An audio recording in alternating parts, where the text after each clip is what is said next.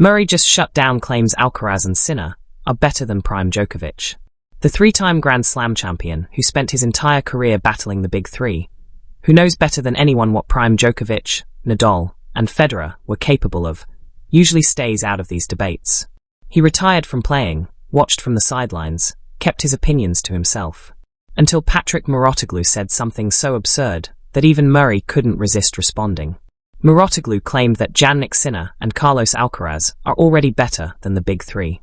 Not might become better someday, or are on track to be as good. Better. Right now. Better tennis players than Prime Djokovic, Nadal, and Federer. Let's be absolutely clear about what Mouratoglou claimed, because the specifics matter. He didn't just say Alcaraz and Sinner are great. He didn't say they might eventually be as good as the big three. He said they're already better tennis players than Djokovic, Nadal, and Federer were at their peaks. For those who think Djokovic's win over Sinner in the Australian Open semi-finals means the big three plays better tennis than Alcaraz and Sinner, that's a far too simplistic view, Mouratoglou posted. Then he got specific. Jannik is faster, hits harder, takes the ball earlier, and serves better than Novak. That's the claim. Sinner is superior to Djokovic in basically every category except mental strength. Alcaraz is similarly superior to the big three in pure tennis ability. The only reason Djokovic beat Sinner at the Australian Open, according to Mouratoglou, is because of mental toughness, not because his actual tennis was better. And Andy Murray, who spent 15 years getting absolutely destroyed by Prime Big Three, read that and posted laughing emojis. Because he knows firsthand how ridiculous that claim is. Murray lost to Djokovic in 4 Australian Open finals. 4. He knows exactly what Prime Djokovic was capable of on hard courts in Melbourne. He felt the precision, the movement, the relentless pressure that Djokovic could apply for hours without breaking. And he's being told now that Sinner's tennis is better than that? That the only thing Djokovic has on Sinner is mental strength? It's insulting. Not just to Djokovic, but to everyone who competed in that era and knows what the level actually was. And Murray's emoji response captures that perfectly. He's not engaging with the argument seriously, because the argument doesn't deserve serious engagement. It deserves mockery. The heart emoji is interesting too, because Murray isn't just laughing at Mouratoglou. He's showing love for the absurdity of it all. There's almost affection in the response. Like he appreciates how boldly wrong someone can be.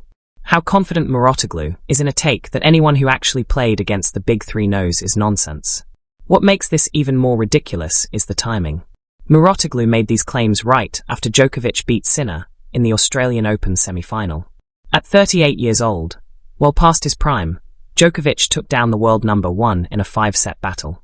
And Mouratoglou's response was essentially, while Sinner is still better at tennis, Djokovic just won because of mental strength. Think about how absurd that is. Djokovic executed better shots, made better decisions, controlled the big points, and won the match. But somehow his tennis wasn't as good. He just willed himself to victory through sheer mental fortitude despite playing inferior tennis? That's not how tennis works. Mental strength doesn't hit winners down the line. It doesn't execute perfect drop shots. It doesn't create angles that pull opponents out of position. Actual tennis skill does those things. And Djokovic displayed all of that against Sinner, not just toughness. Murray knows this because he experienced it hundreds of times. How many times did Murray play great tennis against Djokovic and still lose? How many matches did he hit incredible shots, move brilliantly, serve well, and watch Djokovic somehow find a way to be better? That wasn't just mental strength. That was complete tennis mastery. And now Mouratoglou is suggesting that current Sinner and Alcaraz are playing better tennis than Prime Djokovic did against Prime Murray, Nadal, and Federer? It's so disconnected from reality that all you can do is laugh. Which is exactly what Murray did. The Greg Rusedski element adds another layer of absurdity. Because Rusedski, another former British number 1 who competed in an earlier era, actually agrees with Mouratoglou. What Jannik and Carlos are achieving is elevating tennis to a higher level. They are playing at a level never seen before, so it can be said they are better than the big three, Rusedski said. Never seen before. That's the claim. The level Sinner and Alcaraz are playing at has never been seen in tennis history. Not from Federer. Not from Nadal. Not from Djokovic. This is new, unprecedented excellence that surpasses anything the big three achieved. It's such a wild exaggeration that you have to wonder if Rusedski and Mouratoglou are watching the same sport as everyone else. Because while Sinner and Alcaraz are both excellent, while they've won the last 9 Grand Slams between them. While they're clearly the 2 best players in the world right now, they're not doing anything the big 3 didn't do better at various points in their careers. Djokovic in 2011 won 3 majors and went 70-6. Djokovic in 2015 went 82-6 and won 3 majors again. Nadal in 2010 won 3 majors. Federer in 2004, 2006, and 2007 all won 3 majors. These weren't just great years.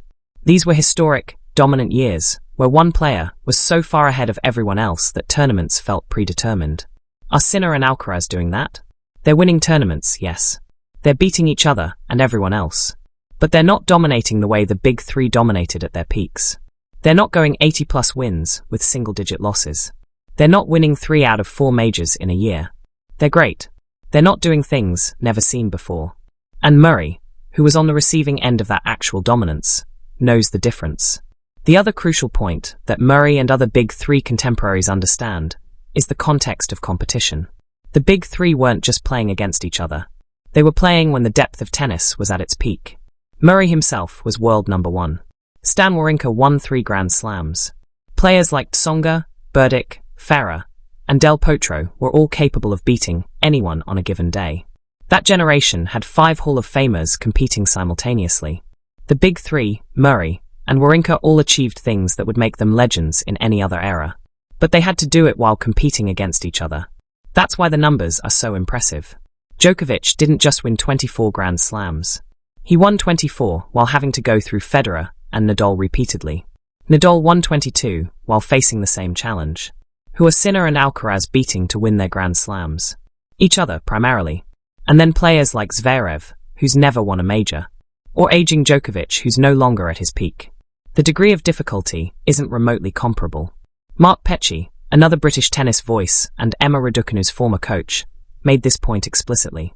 He posted about the 5 Hall of Famers from the Big 3 era, Djokovic, Nadal, Federer, Murray, and Wawrinka, and how competing against that level of opposition every week made everyone better.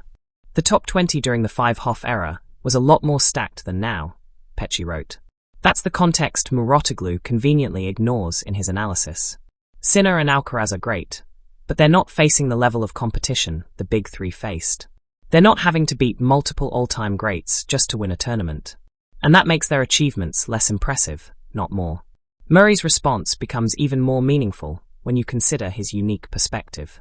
He's one of the only people who can directly compare eras because he competed in the Big 3 era and now watches the current generation. He knows what both look like up close. And his verdict, expressed through laughing emojis, is clear. Mouratoglou's take is absurd. The Nadal emoji response adds weight too. Because if anyone would be generous to the current generation, it would be Nadal. He's always been gracious about other players, always quick to praise rather than criticize. And even he looked at Mouratoglou's claim and responded with mockery. That tells you everything about how the legends view this debate. Boris Becker's "You're alone with your opinion" comment is equally damning. Because Becker coached Djokovic. He knows exactly what Prime Djokovic was capable of. He saw the level up close. And he's telling Mouratoglou that basically nobody who actually knows what they're talking about agrees with this take. That's a devastating consensus. Murray, Nadal, Becker, all people who either competed against or coached the Big 3, are united in thinking Mouratoglou is wrong. The only people agreeing with him are Mouratoglou himself and apparently Rosetsky, who's now developed a habit of controversial takes that go against conventional wisdom. The specific claim about Sinner being faster, hitting harder, taking the ball earlier, and serving better than Djokovic is particularly absurd because it ignores what Djokovic actually did throughout his career. Djokovic at his peak was one of the fastest players on tour. His ability to track down balls that should have been winners was legendary. His flexibility allowed him to hit shots from positions nobody else could reach. Hitting harder? Djokovic could hit as hard as he needed to. He chose not to go for maximum power on every shot because he prioritized consistency and placement. But when he needed power, he had it. Watch any of his matches against big hitters like Del Potro or Tsonga. He matched their power while adding superior consistency.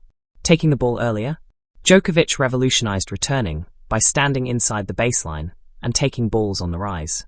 That was one of his signature innovations. The idea that Sinner takes the ball earlier than Prime Djokovic did is historically ignorant.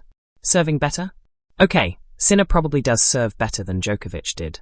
But Djokovic's serve was good enough to win him 24 Grand Slams. And his return was so good that he could break serve basically at will. The serve-return combination is what matters, and Djokovic's combination was better than anyone's. Murray knows all of this because he experienced it. He tried to serve his way out of trouble against Djokovic countless times and watched Novak return everything. He tried to hit through Djokovic and watched him track down balls that shouldn't have been reachable. He tried every tactic imaginable and still lost more often than he won. And now he's supposed to believe that Sinner is better at all those things than Djokovic was? It's laughable. Literally. Which is why Murray laughed. The heart emoji might also be Murray's way of acknowledging that these debates are ultimately pointless but entertaining. You can't definitively prove which era was better because you can't make them play each other. So arguing about it is somewhat silly. But it's also fun. And Murray appreciates the fun while recognizing the absurdity. What Murray won't do is let someone rewrite history about how good the big three were. He was there. He competed against them in their primes. He knows the level they reached. And that level was higher than what Sinner and Alcaraz are currently demonstrating, regardless of what the stats or metrics might suggest. Because tennis isn't just about hitting harder or moving faster. It's about doing all those things while also making perfect decisions under maximum pressure for hours at a time against opponents who are trying to do the same thing to you. And the big three mastered that in ways nobody before or since has matched. Sinner and Alcaraz might get there someday. They have the talent, but they haven't done it yet. They haven't sustained that level for a decade or more. They haven't won 20+ Grand Slams. They haven't dominated an era the way the big three did. And until they do, claims that they're already better than prime big three deserve exactly the response Murray gave them. Laughing emojis and nothing more. The broader context of Mouratoglou's pattern of hot takes is also relevant. This isn't the first time he's made bold claims that generated backlash. He's built a brand around being controversial and going against consensus. Sometimes that leads to genuine insights. Often it just leads to saying provocative things for attention. This falls into the latter category. Mouratoglou knows that claiming Sinner and Alcaraz are better than the big three will generate reactions. He knows legends will push back. He knows fans will debate it endlessly. That's the point. Controversy drives engagement. And engagement is valuable for someone building a media presence. But when the actual competitors from the big three era respond with mockery rather than engagement, that tells you the claim has crossed a line from provocative into absurd. Murray's not debating the merits. He's just laughing because there's nothing to debate. The take is so obviously wrong that responding seriously would give it more credibility than it deserves. Rick Matchy, Serena Williams' former coach, also called out Mouratoglou's subsequent claim that Djokovic isn't motivated enough to win a 25th Grand Slam. He is unreal motivated to win another slam and Patrick Mouratoglou wants people to talk about him, Matchy said. That's the game. Mouratoglou says controversial things, people react, Mouratoglou gets attention. Murray sees through it. The emoji response is perfect because it gives Mouratoglou the reaction he wanted, people talking about his take, while also making clear that Murray thinks the take itself is ridiculous. It's dismissive while still being engaged. It's mockery wrapped in apparent agreement that yes, this is worth reacting to, but only with laughter. What Murray's response ultimately represents is the voice of lived experience pushing back against revisionist narratives. The people who actually competed in the big three era aren't willing to let that era be diminished or rewritten to hype up the current generation. They were there. They know what they faced. And they're not going to nod along when someone claims the current players are already better than what they competed against. That's healthy for tennis history. Because without voices like Murray's, narratives can shift based on recency bias and hot takes rather than reality. The next generation of fans might actually believe Mouratoglou if nobody pushes back. But when Murray, Nadal, Becker, and others all respond with some version of "this is nonsense," it preserves the truth about how good the big three actually were. Alcaraz? Is it disrespectful to the big three to claim current players are already better? And that truth is simple. They were better than what we're seeing now from Sinner and Alcaraz. Not because Sinner and Alcaraz aren't great, but because the big three at their peaks were operating at a level that current players haven't reached yet. Maybe they will. Maybe they'll even surpass it. But they haven't done it yet. Until they do, claims that they're already better deserve exactly what Murray gave them. 3 laughing emojis and a heart. No words needed. The absurdity speaks for itself. Do you agree with Murray's emoji mockery, Or does Mouratoglou have a point about Sinner and Alcaraz? Is it disrespectful to the big three to claim current players are already better? And will Sinner and Alcaraz eventually prove Mouratoglou right by surpassing the big three's achievements? Drop your take in the comments, and let's debate whether Murray is protecting history or being unfair to the current generation. Subscribe because these cross-generational debates will continue as Sinner and Alcaraz build their legacies. Hit that like button if you think Murray's emoji response was perfect. Sometimes mockery is the only appropriate reaction to revisionist history. The evolution of tennis discourse is also worth examining here, because social media has created an environment where every take needs to be extreme to get attention. Saying Sinner and Alcaraz are really good and might eventually be as accomplished as the big three doesn't generate engagement. But saying they're already better than Prime Djokovic does. It forces people to react. It creates debate. It drives clicks and views and comments. Mouratoglou understands this game perfectly. He's not making this claim because he genuinely believes it after careful analysis. He's making it because it's provocative and controversy equals visibility. And in the modern media landscape, visibility is currency. But there's a cost to this approach. When you make claims that are so obviously wrong to anyone who actually knows what they're talking about, you lose credibility with informed observers. Murray's emoji response is essentially saying, "I'm not taking you seriously as an analyst anymore." That's damaging for Mouratoglou's reputation among people who actually understand tennis at the elite level. The general public might eat up the hot takes. Casual fans might debate whether Mouratoglou is right. But when legends like Murray, Nadal, and Becker are laughing at you, when people who competed at the highest level think your analysis is absurd, that's a credibility problem that's hard to recover from. Murray's specific choice of emojis is also worth analyzing. 3 laughing faces isn't just one laugh. It's sustained laughter. It's the emoji equivalent of laughing, so hard you can't stop. And the heart at the end softens it slightly. He's not being mean-spirited, just honest about how ridiculous the claim is. That combination of mockery and affection is very Murray. He's never been one to sugarcoat his opinions, but he's also not cruel. The heart says, "I appreciate the entertainment value of this absurd take even while I'm laughing at it." It's dismissive but not hostile. Compare that to Becker's more direct approach of telling Mouratoglou he's alone in his opinion. That's confrontational. It's calling him out explicitly. Murray's emoji response accomplishes the same thing, but with a lighter touch. It's mockery that doesn't take itself too seriously. The fact that multiple legends responded to Mouratoglou's claim in different ways. Nadal with emojis, Murray with emojis and a heart, Becker with words, shows how unified the opposition is while also showing their different personalities. They all think it's wrong, but they each express that disagreement according to their own style. What's interesting is what this reveals about how the big three era players view their own legacy. They're protective of it, obviously, but they're not defensive in a way that suggests insecurity. They're confident that what they accomplished speaks for itself. They don't need to write detailed rebuttals to Mouratoglou. Laughter is sufficient because the achievements are undeniable. Djokovic has 24 Grand Slams. Nadal has 22. Federer has 20. Those numbers aren't opinions. They're facts. And no amount of claiming that current players have better tennis changes those facts. So Murray and the others can laugh because they know history is on their side. The long-term question is whether Sinner and Alcaraz will accumulate enough achievements to eventually make Mouratoglou's claim retroactively correct.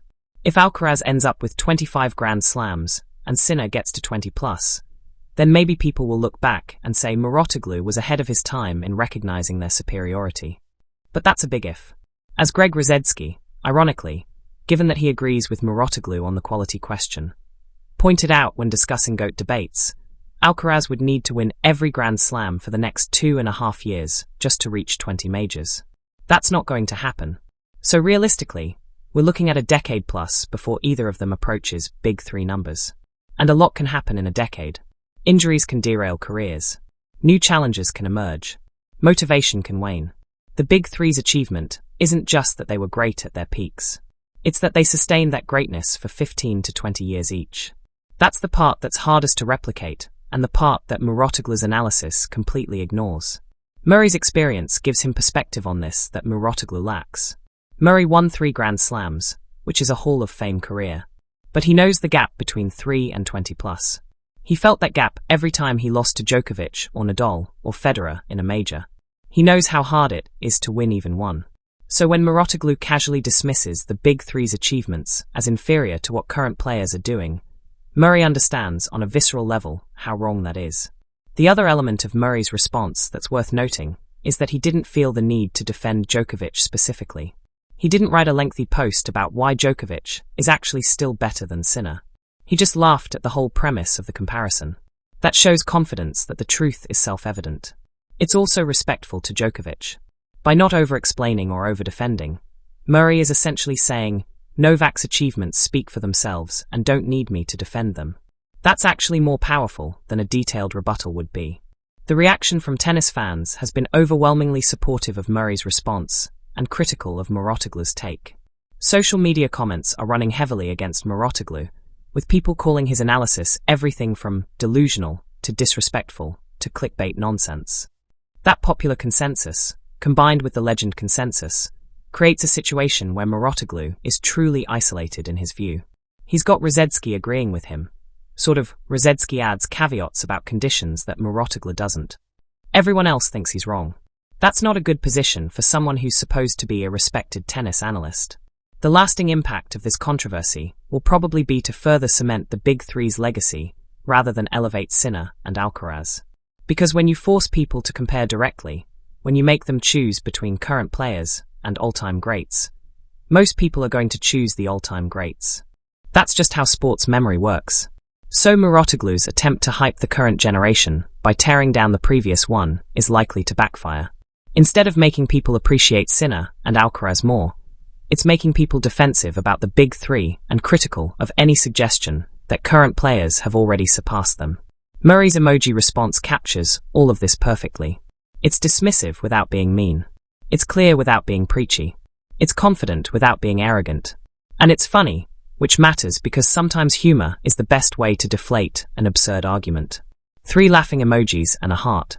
That's all it took for Andy Murray to say everything that needed to be said about Patrick Mouratoglou's claim that Sinner and Alcaraz are better than Prime Djokovic. And in the economy of social media responses, that's pretty much perfect. Do you agree with Murray's emoji mockery, or does Mouratoglou have a point about Sinner and Alcaraz? Is it disrespectful to the Big Three to claim current players are already better? And will Sinner and Alcaraz eventually prove Mouratoglou right by surpassing the Big Three's achievements? Drop your take in the comments, and let's debate whether Murray is protecting history or being unfair to the current generation. Subscribe because these cross-generational debates will continue as Sinner and Alcaraz build their legacies. Hit that like button if you think Murray's emoji response was perfect. Sometimes mockery is the only appropriate reaction to revisionist history.